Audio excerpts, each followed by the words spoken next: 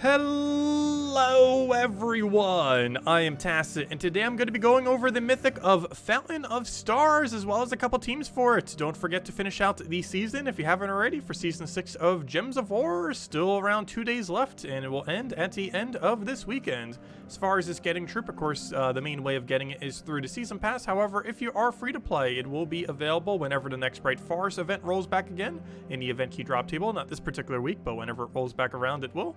And the other time it'll be around is through the normal means by Soulforge. Whenever it comes back through Soulforge rotation, it'll end up costing 4,000 diamonds. Otherwise, you can end up completing out the season on the last few days and end up getting it that way if you haven't already.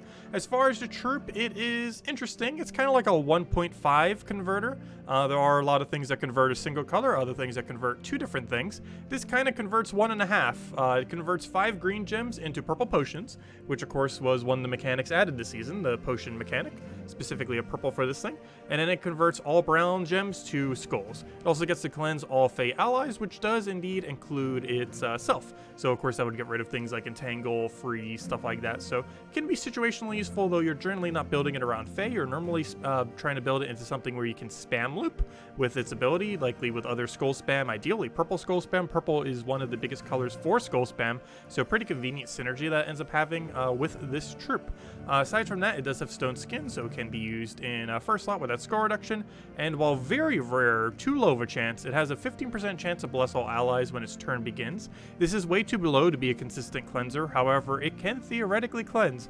When you are blessed, it does cleanse all negative stats effects, so this of course includes most notably entangle and freeze, given that you're doing skull spam teams, but also cleanse everything else, and until they end up casting or doing a skull, would also prevent them from taking any additional kind of stats effects. So this can be situationally useful. Percent's way too low though. If this was something at least like 30%, ideally like 50% or something, that might be a little bit too high, but it needs to be at least like 30-35%. Feels like it almost never triggers. We'll be surprised if I even see it like once or twice, but hopefully we'll end up seeing it some this video. But overall, pretty solid troop to end up using. I would probably say it's the second best we've ever gotten from the season passes. The best probably being from season 1, oddly enough, with Karendare, mostly because it's the best curse option pretty much in the game. But anyways, we're going to be going over 3 teams real quick just to kind of mess around with the Mythic, and definitely make sure to do so. As far as the season pass, you generally want to do up to 850 if you're playing free to play, 1,000 so you can get this thing if you're playing with the normal pass, and if you're paying for the full bigger pass, it ends up going to 1,200, where you also get a power orb along with it and a few other loots. So with this first team, we're going to be using a Wrath. Many people have suggested this, and I was messing around with it before I end up recording this video, and yes, it is definitely very worth using this thing with Wrath. He has a blue-brown convert, which is pretty convenient because this thing needs brown. Also gets yellow to skulls, so if you're not using that Mythic that Oberdoom Skull converts, you can end up using this instead and get pretty good value, a little bit cheaper. Though this does end up using Wild Queen. But as far as our ability, so you kind of can predict if you're going to have alignment or not. Obviously, it doesn't convert every single one of a given typing. However, you can kind of go and guesstimate if it will. In this particular instance, we can kind of go for it. We have brown skull as well, so we can end up going down that route. But we are going to go and see if we could chance it here. We also have Wild Queen, but we're just going to chance it, see if we actually get our alignment. So you may notice, as long as we get any amount of the potions popped, we're pretty much going to be good to go because they're all just going to chain together with each other, and yeah, it goes pretty crazy. Of course, we have Wild Queen here for attack reduction, also helps keep us going, also creates green, which is kind of relevant because sometimes you don't have enough green. You can also have too much green on the board. It's kind of a weird mix that you need to try to balance with this troop. But generally speaking, being able to create greens with isn't necessarily too bad of a thing. It'll make your alignment on green to purple potion a little bit worse, but as long as you have something that can end up popping the potions, it's not really going to matter too much. And of course, this team primarily uses Thrall as our mana accumulation method. You might have also noticed we kind of just infinitely looped on him. A lot of compositions that you're going to do with this have pretty good loop potential with skulls. As long as you have some way to keep that purple potion constantly going into your mana accumulators, you're pretty much going to be good to go, and quite a few teams end up doing that. Speaking of that, since I just mentioned it, I might as well show this team next. So Potion Flask. This basically uses every new mechanic we got this season for the most part. We have Celestial Flask, which ends up coming in through the season pass, which ends up creating 3 colored potions with an automatic extra turn, which is extremely viable. Thrall for mana accumulation purposes and to pop those potions, similar to how we just did in the previous team. Obviously Fountain of Stars, because that's what we're going over right now. And the other new mechanic that was added during the season, not specifically through the season pass though, but Arc Proxy Evandra with Uber Doom Skulls, which also does kind of like what we were just having with the other troop, where it ends up doing a yellow convert to skulls. Though this time, instead of normal skulls, like what a Raft would do, we end up doing Uber Doom skulls. Once this thing gets going, it does pretty similar to the team that we were just using as far as the power potential that it has. Main issue that it has is getting going. The other match, we end up seeing Thrall kind of get us rolling a little bit. This time around, we're not going to have an option like that. We did end up getting Flask, though, so as long as Flask goes good for us right here, we should be good to go.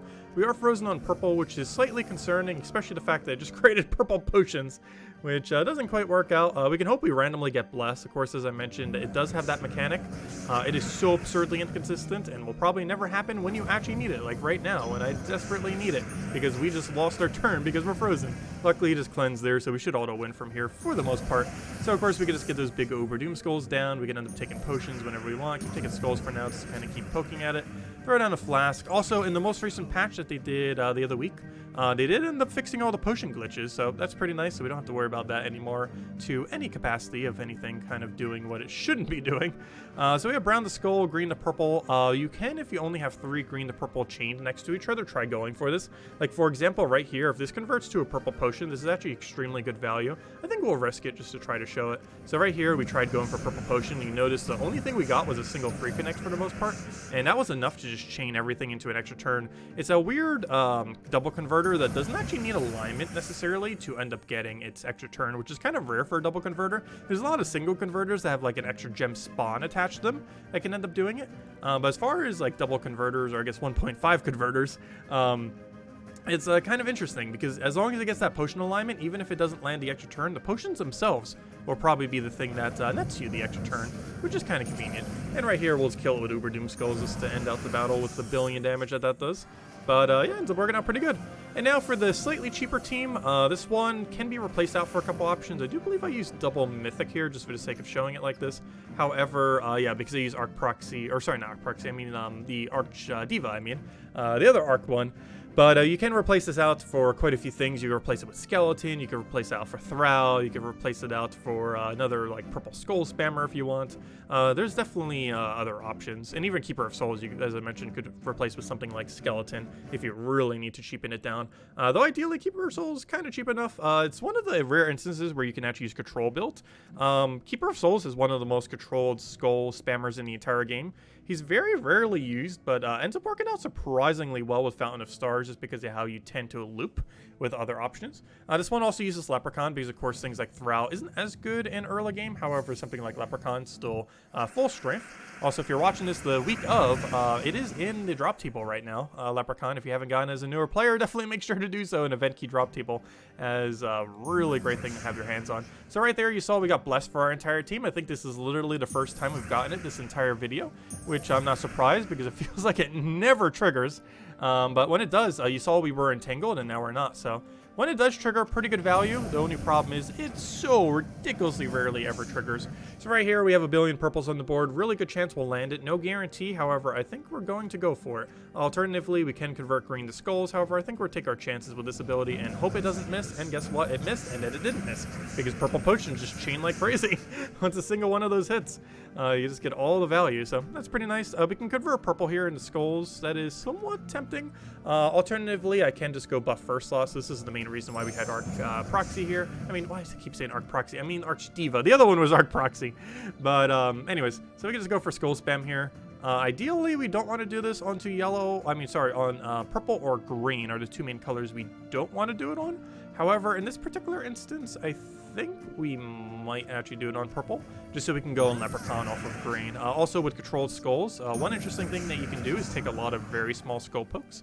So as you can see here, we can kind of just chain skull poke into small skull poke into more small skull pokes, ideally in a way where we can take both of these. Unfortunately, one will get in the way of the other one there. Let's see, I'm just trying to double check. Do we have the other convert? We do. So I'm actually going to take this first so we can still take the other convert right here. So we'll end up taking that for the guarantee poke. Ideally, we can get a purple potion here. Alternatively, we could just check where Leprechaun is. So we know it's going to explode all green. So we know for sure that one's going to get popped, that one and that one. So in this particular instance, we know for sure the value is so good that we might as well just go for it because it's guaranteed an extra turn with that many purple spam.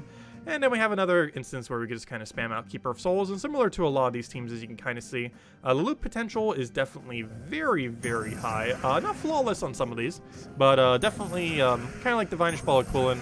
where it's not like a perfect infinite loop, but it's going to loop long enough that you're probably going to win by the time the team ends up finishing it out its loop, or, you know, by the time it runs out of options. So yeah, pretty good Mythic overall. Definitely in the better half. Not like the absolute top. I'd probably say around A tier, like lower A tier, I would say. I don't know. There's a lot of interesting things you could do. One thing that I've noticed, a lot of the ones that you get from the season passes are a lot of fun to use, and Fountain of Stars definitely under that category. Even if it's not used in too many meta builds, the builds that it does get used for are pretty interesting, and definitely opens up some archetypes, as it is basically the first 1.5 converter in the game. You know, 1.5 in the sense of how it converts. I wish the bless was a little bit higher so it could actually be usable, at least like double what it is. It could still come in, like when it happens, it's amazing.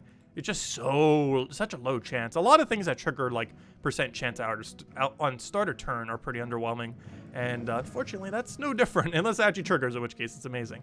But yeah, highly advise getting this thing. Even if you're playing free to play, you will be able to get it likely in the upcoming months. The earliest you'll probably be able to get it free to play is off of Soulforge. So if you're really interested in the Mythic, you probably want to start saving your 4,000 diamonds now, as it'll probably roll back around probably early next year, probably not by the end of this year. But if you're paying for the game, $10 for to be able to get it through the season pass and finish out the season pass if you haven't already, would end up unlocking the troop if you want to get it that way.